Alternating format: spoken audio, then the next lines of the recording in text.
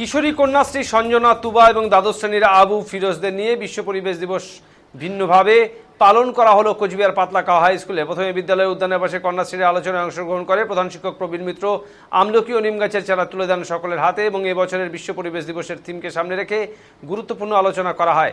এরপর কন্যাশ্রীরা স্লোগান দিয়ে পদযাত্রা করে রাজপথে পথচারীদের মধ্যে ভেষজ চারাগাছ বিতরণ করেন তারা।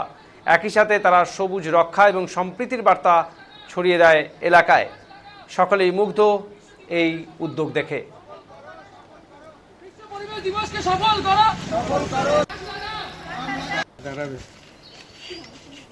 স্টুডেন্টস, তোমাদের হাতে যে কাগজটা দেওয়া আছে আমরা দেখতে পাচ্ছি লেখা আছে when we heal the earth we heal ourselves and plant a tree to save mother earth। তো plant a tree to save mother earth, একটা করে গাছ রোপণ করো এই পৃথিবী মাতাকে বাঁচানোর জন্য।